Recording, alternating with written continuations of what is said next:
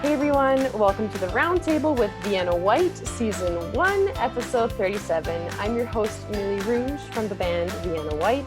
This Roundtable is a Yike Music production. Thank you all for being here today. I would like to introduce you to our guests today. We have, to begin with, Ryan from The Honest Heart. They are based in Thunder Bay, and we also have, from the other part of the band, Kevin from Honest Heart Collective as well. Again, based in Thunder Bay. Welcome, guys. Thank you for being on. Thanks for having us. Absolutely. And our other guest, Maddi Sons, based in British Columbia. Thanks for being on today, Maddi. Hi, yeah. Thanks for having me, Millie. Awesome. So let's open it up here. Phew, there we all are. So before we get started and kind of dive into our topic for today, I wanted to kind of give our audience a little bit more information about who you guys are as musicians. So I want to start with the Honest Heart Collective. Can you guys tell us a little bit of a history about your band and kind of how you guys came to be and where you are today with your music? Sure. I got it. Yeah. I was living in Ottawa, going to school for audio production, and in 2012, so Nice. 8 years ago. And I lived on the other side of town from where the campus was. So I lived away from everyone I went to school with, and I couldn't really find any musicians to record being out in the suburbs like that. So I just started writing songs myself and would record them in my dad's basement. And I couldn't afford to buy a bass guitar. So my brother had one. So I sent him like a little makeshift recording setup so he could record bass lines for me, and then send them back, and then I'd mix them, and then that became this first EP. And so the whole idea behind that was that we would find like a rotating cast of musicians that would go on tour with us when we could, because we didn't think it would be feasible to find, a set lineup of guys who would want to just go out and tour as much as we wanted to. So then we called the band the Honest Heart Collective, which originally it was Ryan McDonald and the Honest Heart Collective. But then we got home, and, couple years into it, about a year into it, basically, we solidified the lineup with Kevin and our drummer Jay, and dropped, we just called it, and then we just dropped my name from the front, and that's basically how we started the band. Awesome. So Kevin, can you tell us a bit kind of about what your band has done so far since you guys have been a band? Like, where have you played? Have you been able to go to any different cities since then, or? Yeah, well, so it originally started actually with going on tour pretty much. At least from my perspective, like the first thing I did with the band was go on tour. And originally I actually thought that the guys were asking me to come on a tour so that I could fill in to play guitar with them, because I've been playing guitar with Nick, our bass player. Like, we've been playing music since we were in grade 7. So I was like, yeah, sure, I'll come on tour. You guys need a guitar player. Yeah. But then closer to us leaving, the guys were like, no, we actually need you to do the merch table for us. Oh. So at first I was like, hell no, I'm not going. And then like with a little bit of a conversation of, okay, yeah, I'll come. It's going to be fun. And then we were on tour, kind of having a good time. I think we were out for a couple weeks too, right? Yeah, we were gone for about 3 weeks. Yeah, I think it was 2.5 to 3 or something. And then I was talking to Nick again, and he's like, you know what, man, like, come September, like, we don't have a guitar player. But the thing is, I was in business school. So I was going into my 4th year of my HB degree, which was my last year. And so Nick was like, I've never wanted to like ask you to kind of change your trajectory right now. And I was like, honestly, I go to class and I just think about being in a band. Like, so yeah. I was like, yeah, sure. I'll drop out of university, even though I enjoyed it. I actually really liked my program, but I wanted to be in a band more. So after that, then starting that September, I bought some gear that summer, and we just started jamming. That's awesome. That's a really cool backstory. And then we went on tour for a month. Yeah, and then we went on another tour, and we've just kind of, like, multiple times a year we've gone out, and we've been able to pretty much go coast to coast in Canada almost entirely. So very nice. pretty excited to be able to have that under our belt. Yeah, absolutely. That's amazing because Canada's so large that it's Well, like, Yeah. It's been a lot of it's driving. impressive. We just went out- yeah. Last year we saw both oceans last year, so Yeah. Oh, that's so cool. That's awesome. Now, Maddie's son, can you tell us a little bit kind of about your musical journey so far that you've had in British Columbia? Hi, yes. So Madison actually is just my name, so it's just like Madison. Oh, Madison. Gotcha. Yeah, a lot of people actually get confused with that. But yeah, so yeah, I'm actually from Cranbrook, British Columbia. So I don't know if any of you know, it's a really small town, kind of near Fernie and Kimberley. Okay. But yes, I started playing music when I was really young. When I was about 5 years old, I started playing classical piano. So my parents put me into like the Royal Conservatory of Music. And I started playing piano, and then I played band in school. And that kind of led into me wanting to learn more instruments. And so I started playing guitar. My dad kind of taught me guitar like in our basement. I just learned a few chords and started playing kind of like Taylor Swift. And I was about 10 then. And so I just kind of started writing. And then when I was in high school, I joined a vocal jazz choir and I started doing music composition and technology. Cool. And my vocal jazz choir, when I was in grade 11, we actually went to Vienna and Prague, and we got to perform in the cathedrals there and so cool. compete in the choir. So that was really cool. And that kind of started off a lot of me wanting to tour and kind of do music professionally. So when I finished, I graduated high school only in 2014. So when I graduated, I actually moved abroad to Ireland. I lived in Dublin for just about 4 years. Wow. Yeah, I only have just been back in Canada for a year. So yeah, I moved to Dublin and kind of really expanded my music preference. I lived in Berlin for a while too, so I kind of got all of these inspirations for electronic music. So when my visa expired in Europe, I came back to Canada and I didn't really know what else to do except for music. I kind of didn't have anything else that I really even wanted to do.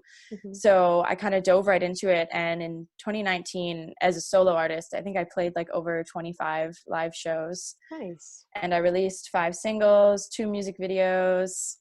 You're working hard. And then in 2020, I got a Creative BC Career Development Grant to record my first album. So now amongst this pandemic and craziness, I'm trying to record my first album. That's amazing. That's really cool. Thank you for sharing. That's me. Thank you. Yeah. That's a really cool backstory. I was not expecting you to say that you had traveled abroad. That was not what I was expecting. Yeah, I know a lot of people don't, but that's kind of, that I really wanted to do that. I never wanted to go to school or do anything like that. I just wanted to gain perspective that way. So yeah, absolutely. There's a lot of good ways to do that. So this actually leads into our topic of the day for the audience at home watching or listening. Our topic for today is Canadian music. All of our guests today, including myself, the host, are from Canada. So I think we have a pretty good perspective to talk about some Canadian things and give you guys some insight to what it's kind of like.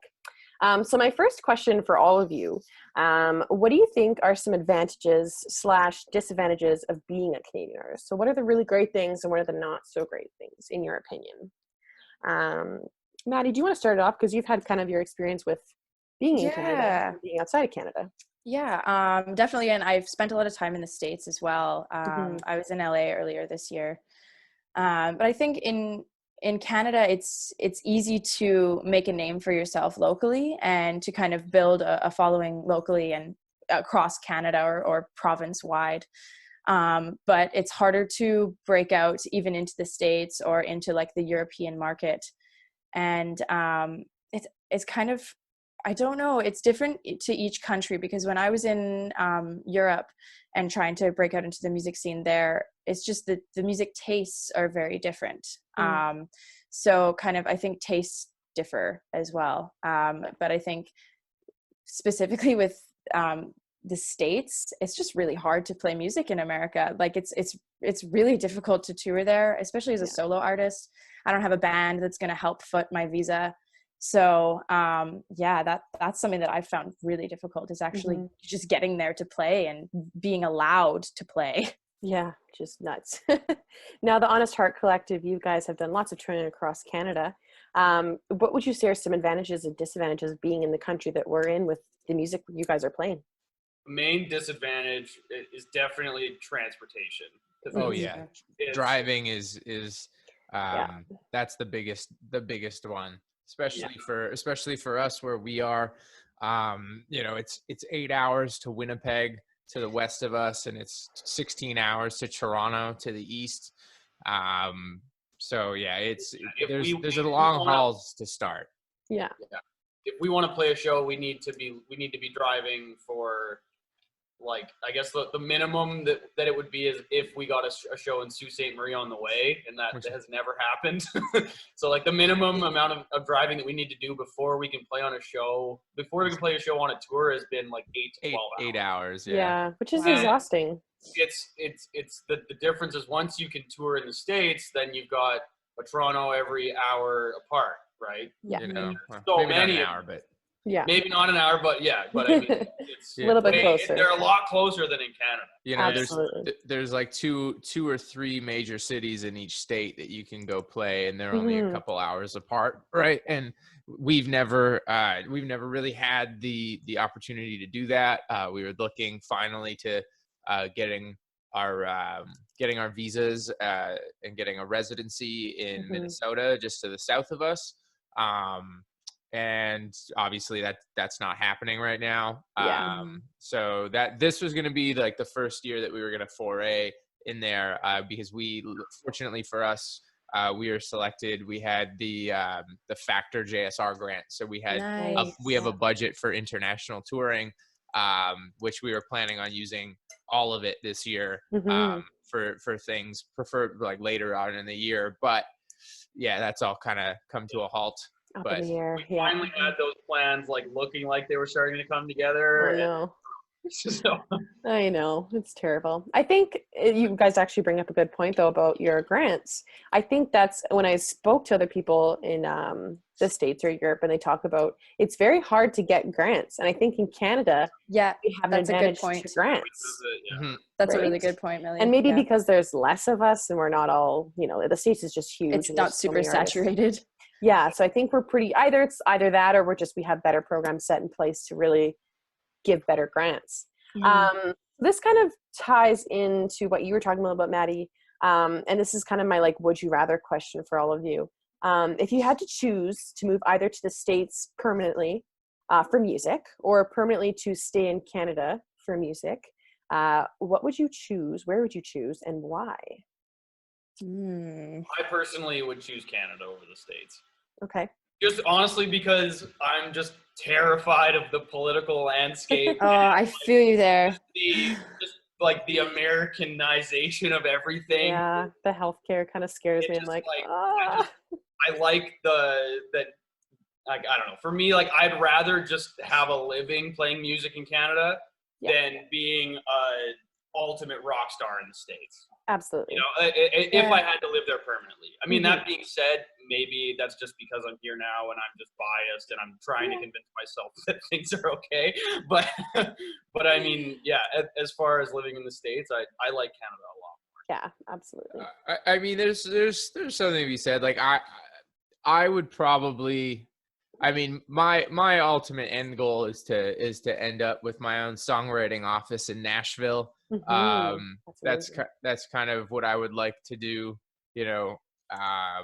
one day when all is said and done. I love Nashville. It's very stereotypical for a musician to say that, but it's literally has everything that you could want, and like the industry is there.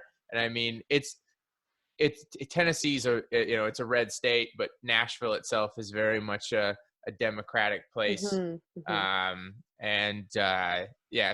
really enjoy it. So if I had to choose, where I would where to make my living, I would just go right to the source. I mean, obviously, like in a perfect world, I'd like to go there and still be able to come back here and for a plethora of reasons. But that would be kind of my end game right there. How about yourself, Maddi?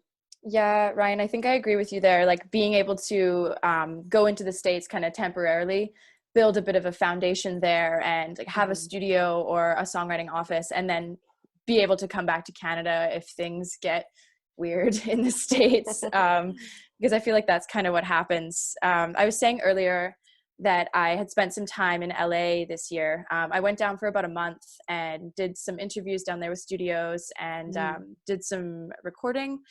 And it was really cool, but I think a lot of people there, and this is nothing against Americans or anything like that, but I think there definitely is like a lack of humility and just like a lack of authenticism, because there's so many people there who want the same thing, and a lot of them are putting out the same music. I think Canadians have an advantage in diversity for sure. Absolutely.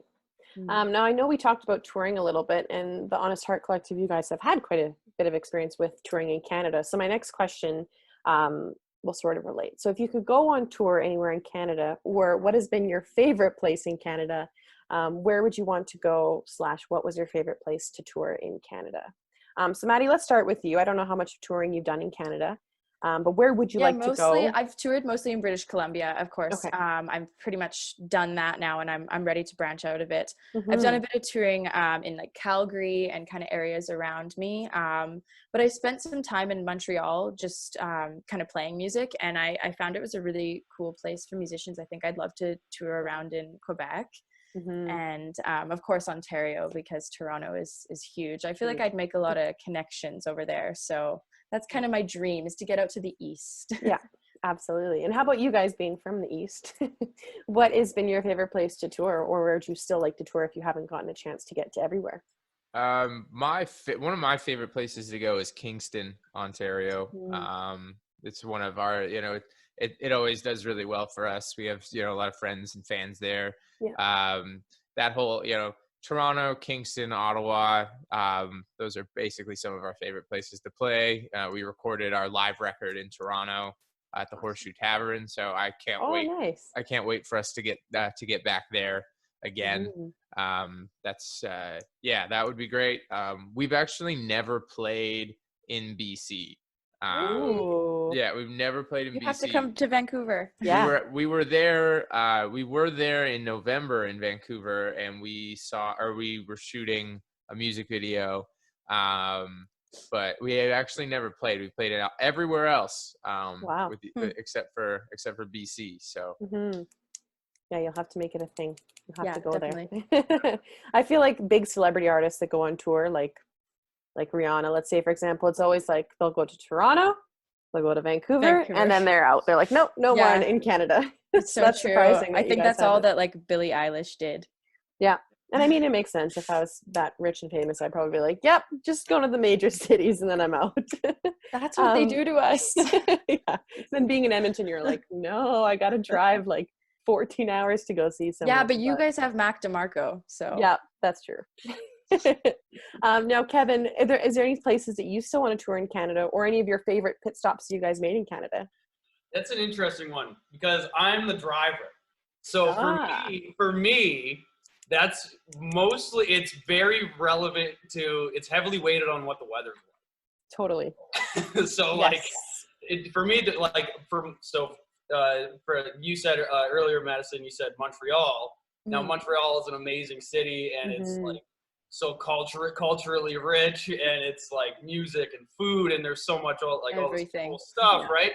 Driving in that city is the worst experience of my life. When you're towing a van, when you got a van towing a trailer. We got a 12-passenger van with a trailer on the back with all the gear. So we're heavy, we're big. People don't care. That place is, you can't even describe it. It's like you look around and there's highways up here. They come down, and it's like a roller coaster. So that's Montreal's great, but I hate it. I don't want to go there. I don't drive there. I always say that Montreal, like the city, the roads, looked like the city planner took their 4-year-old daughter's drawing off the fridge and said, "This'll do." This is it.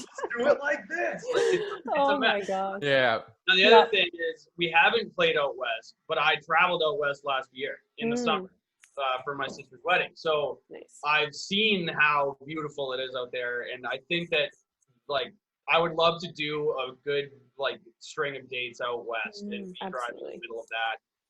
Yeah, But definitely in the summer. not in the winter because I would be horrified. We had a really bad experience crashing on the highway once already, and I've seen what it looks like out west, and that would be triggering. Yeah, well, we already did that, right? When we did that overnight drive on that tour from Calgary to Winnipeg through like the worst snowstorm of the prairies. Yeah. And we made it to the show. Yeah. But I literally remember pulling up to the venue. We were late for our sound check, and which is crazy because we left at like midnight in Calgary, and then it took us till 8 o'clock Winnipeg time to get there. Wow. I mean, you lose a couple hours. Remember when you were driving to, I think it was to Grand Prairie, right after we got you. That was bad too. When you guys picked me up, there's this like on the highway out from Edmonton to Grand Prairie. So this is all on the same tour, by the way.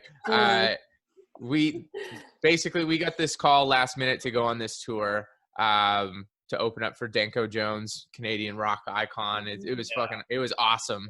But we got the call the day before the tour started. And so I was in Toronto and at the time, and the guys were at home in Thunder Bay, and we get the call, and I go, "Okay, that's great. When does it start?" And our manager goes, "It starts tomorrow." And I said, "Okay, where does it start?" And he goes,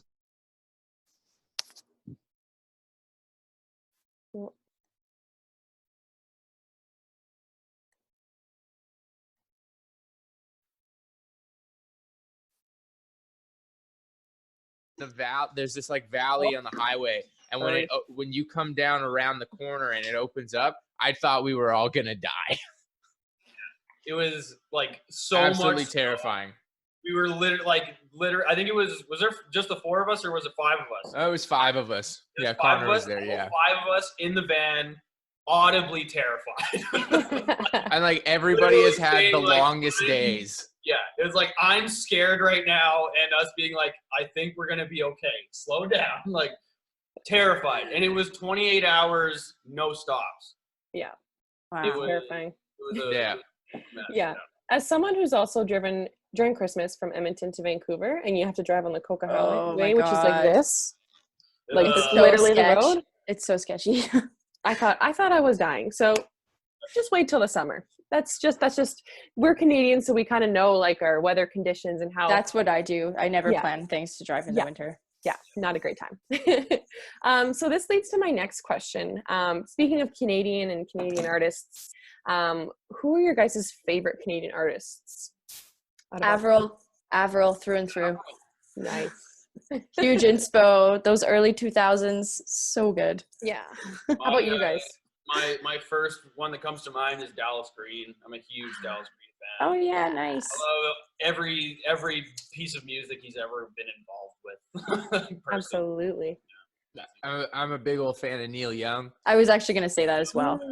Yeah, he's had a lasting effect on us I think so.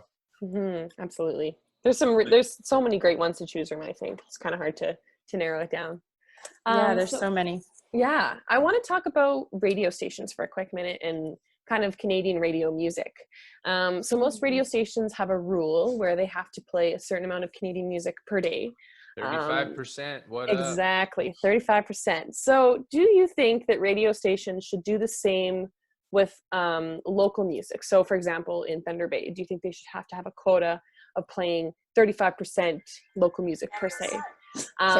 That's okay. So why or why not, if you agree or disagree with this? What do you guys kind of think about that? That's interesting, actually, because where I'm from, like, it's a really, really small town, and we have a lot of local artists, but for some reason they're never played on the radio station because the radio station is actually bought out by this like random company in Calgary. Yeah. And like a lot of times, like I'll actually send my music in and I'm like, hey, like I just got a grant, like I'm recording an album, and they just I don't know if they pass over it or what they do. And I'm actually friends with some of the people who work in the studios, and they have absolutely no pull. Yeah. So it doesn't it's help kind of, knowing someone in a radio station. no, it doesn't. It's kind of frustrating. Like, I don't know, radio in Canada is kind of tricky. It's easier to get onto like a station like from CBC. Yeah. Or something or a like student that. station. Yeah, or a university station. But Yeah. I feel like the like local ones are not playing local. Mm-hmm. Which is kind of a strange concept. I understand it to an extent from like a business perspective, but I think it's kind of bogus. But how about you guys, being from Thunder Bay, which is a quite small place? What are kind of your thoughts on local music and the radio stations? Well, pretty interesting.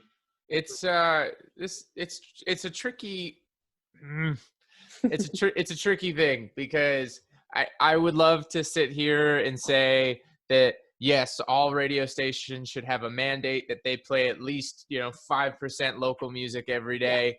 But the reality is that radio is a dying medium. Yep.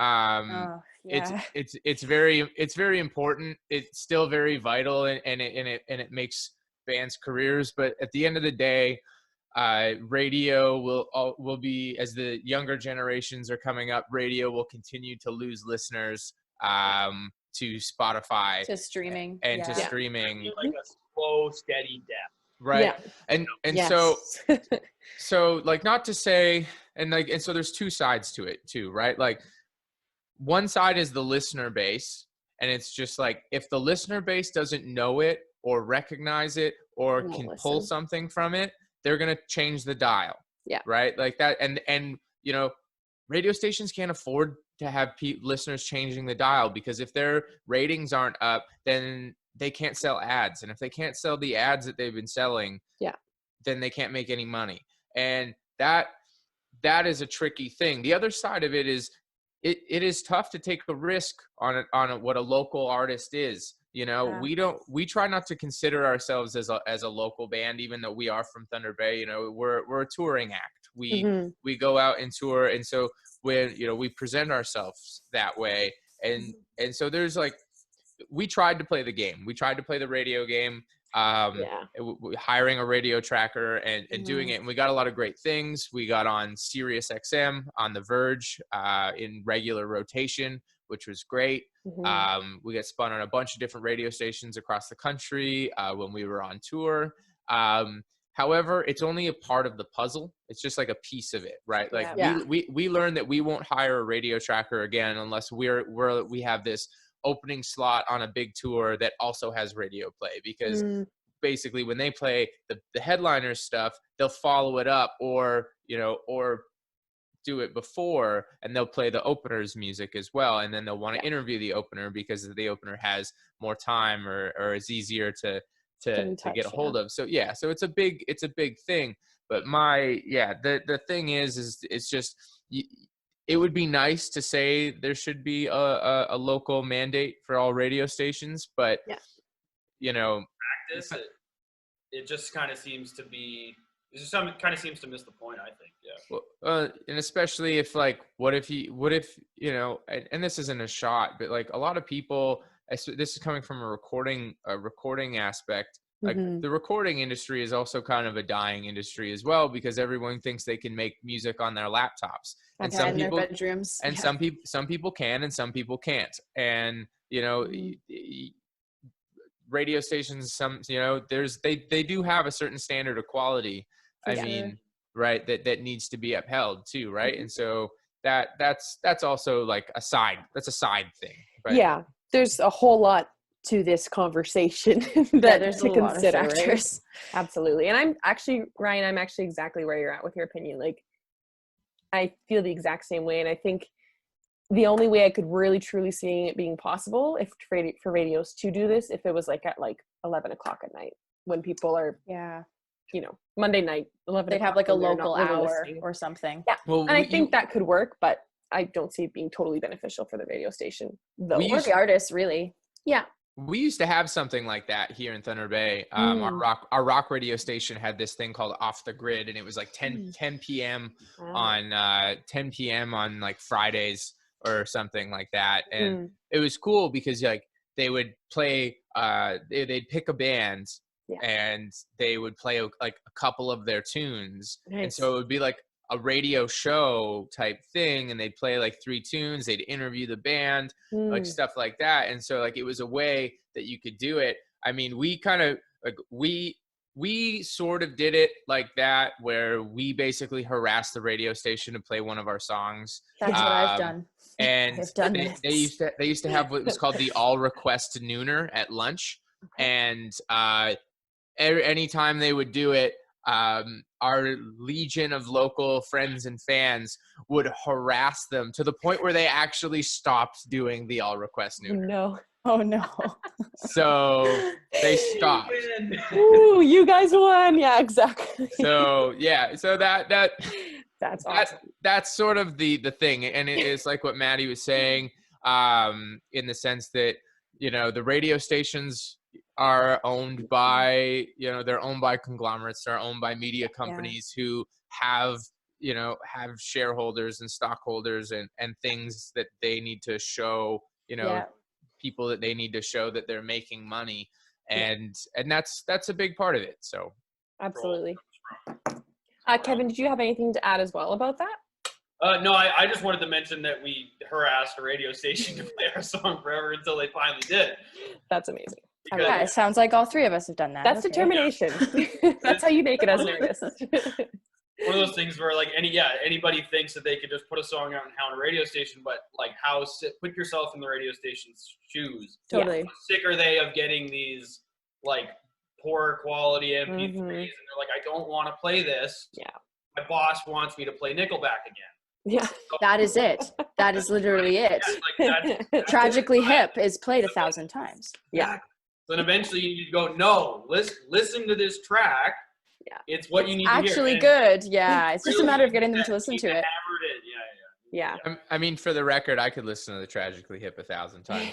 I mean, nothing against. No. Now we do have a pretty solid student radio station in Thunder Bay that plays like local stuff gets spun all the time. Yeah, absolutely. It's basically like all volunteer run, and there's tons of different shows and people playing. Just finding your right spots. I think that's a better place to support local music than just like having a percentage to throw on the radio. Yeah. Because I think that sounds nice, and it's like the sentiment is there, but the real support comes from people that want to list show off the music, right? And not just, let's get our 5% and move on. Yeah, absolutely. Whereas, at the student radio station, we get people that want to bring us in and have conversations for an hour and want to talk about the album. Actually invest in the artist a bit. Yeah, absolutely. So that was actually our last question for the day. We're unfortunately out of time. I'm so lucky to have had you guys all on today. If you guys are at home watching this roundtable on YouTube, make sure to like, subscribe, and hit the bell button to be notified about our shows. We post 2 shows on our YouTube channels from Monday to Friday, so there's lots of content to watch. Or if podcasts are more your style, you want to hear this conversation today on podcast form, search up Vienna Whyte podcast to start listening. Now, before we head out, could I get you guys to say your name / your band name and where our audience can find you on social media? So can we start with you, Ryan? I'm Ryan from the Honest Heart Collective, and you can find us pretty much everywhere on social media at Honest Heart Co. And Kevin. I'm Kevin from the Honest Heart Collective, and you can find us on the internet at Honest Heart Co. Fantastic. And Madison. Hi, I'm Maddi. I'm the solo act Madison. You can find me on Instagram and Spotify under Madison or Madison Music. And I'm releasing my first album this year, Self-Reflections. Awesome. Well, it's great meeting you all. Thank you so much for being a part today. Have a great day, everyone. Bye-bye. Thanks for having us. Millie. Bye.